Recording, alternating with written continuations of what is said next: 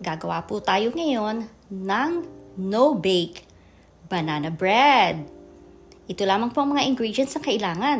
2 eggs, 3 ripe bananas, Quaker oats, 3 tablespoons of Quaker oats, at syempre, ang ating olive oil. Panoorin po ninyo. Ihiwain po natin ang ating bananas.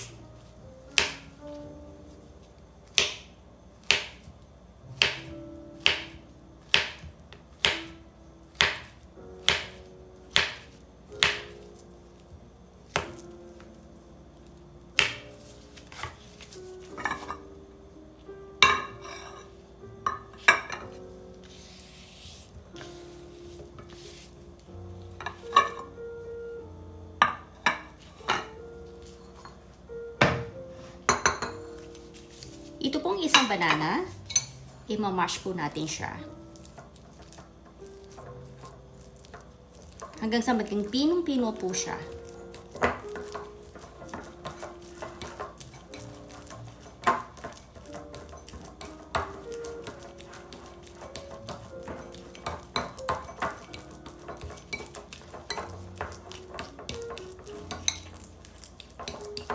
Napakadali lamang po nitong recipe na to at panibagong kaalaman na naman po, pambaon po ng ating mga anak.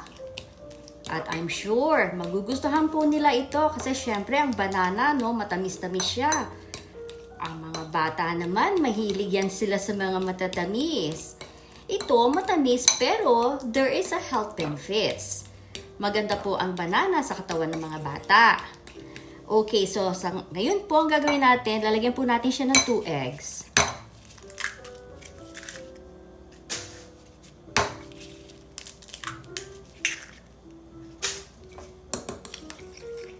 Combine lang po natin, i-mix po natin ang eggs natin with our banana.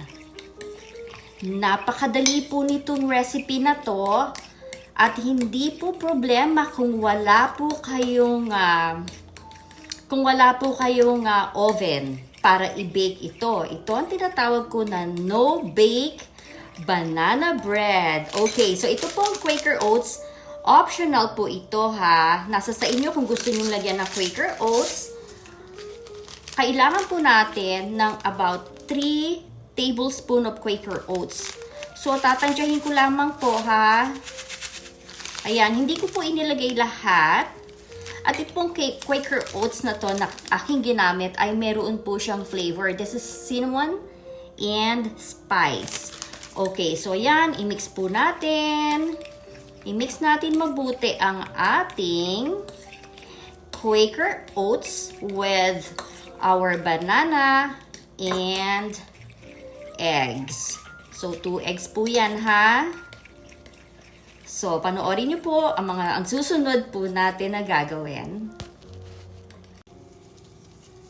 Ito po ang gagamitin ko. Sprayan ko po siya ng extra virgin olive oil. Ngayon, kung wala po kayo nito, kahit anong klase po na ginagamit niyo yung oil ay po pwede po naman. Okay, so right after that po, ilalagay na po natin ang ating banana ng isa-isa. Okay.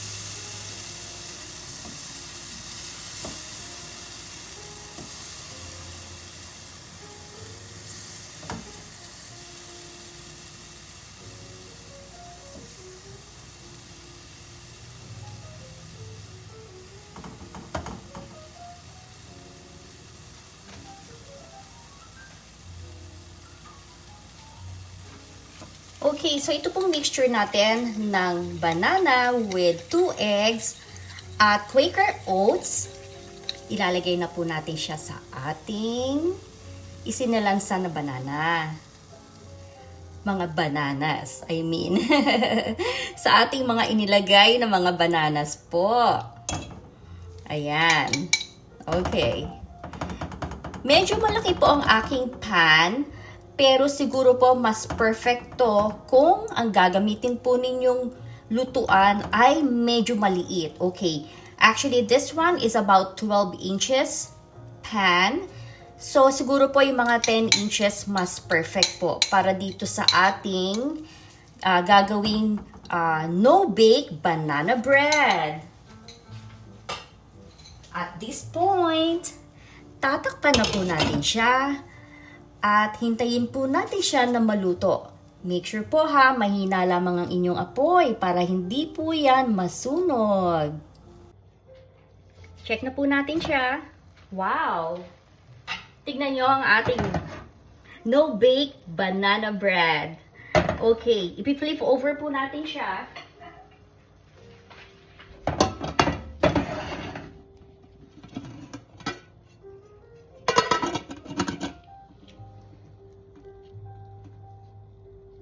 Okay, so when I try to flip over, ayaw po siya matanggal, kaya gagamitan po natin ng spatula. Ayan ha, kasi baka mangyari din sa inyo to. Ayaw siyang matanggal sa ating pinakalutuan. Okay, so gagamitan po natin siya ng spatula para medyo, kasi siguro ang kailangan po dito ay yung non-stick pan. Yun po ang pinaka-perfect dito. Meron po akong non-stick pan, kaya lang malaki po masyadong kanyang size. It's about 15 inches. So ngayon ang ginagawa ko para din sa kaalaman po ninyo, in case na gusto po ninyong gawin to, at syempre, ayaw ko namang masira sa inyo, no? Baka sabihin nyo, bakit ganun na nangyari? Bakit dumidikit? Bakit ganito? Well, I think it's perfect kung ang gagamitin po ninyo ay non-stick pan. Okay. Kasi itong pan ko na to, hindi naman actually siya non-stick. Okay. Kaya when I try to flip it over, ayaw po siyang matanggal. Okay. So, let's try it again. You know, second time. Ayan ha. Nag-experiment tayo eh. Okay. Ayan. Ayan ang kanyang kinalabasan. Pero pwede na rin. Ngayon, ang gagawin po natin, yung natira doon, ilalagay po natin, babalik natin dito. So, yun nga. Nag-experiment ako ng no-bake banana bread. Pero this is more perfect kung ang gagamitin po natin ay non-stick pan. So, aalisin ko lamang po yung mga natira at ibabalik po natin siya sa pan. Okay, so, yung di ba pinlip over po natin, ibabalik na po ulit natin siya sa pan. Para po maluto naman po yung kabila. Pero tingnan nyo ha, nasira ang ating banana bread kasi po, ang kailangan talaga is non-stick pan. Sinubukan ko lang to. Honestly, first time ko pong gumawa nito. Parang nag-experiment lang din ako. Pero I wanted to tell you the truth. I wanted to show you kung ano kinalabasan. Magiging perfect to. Next time, kung ang gagamitin po natin ay non-stick pan. Pero pwede na rin for now. At least nakita nyo ang ating end product. At yan po. So, tatakpan ko po ulit. Ayan po. So, hintayin lang po natin hanggang maluto siya. Kaya, next time po, gagawa tayo. Talagang perfect na po. Ang gagawin natin na talagang non-stick pan po ang gagamitin po natin. So, ito na ang ating banana bread. No-bake banana bread.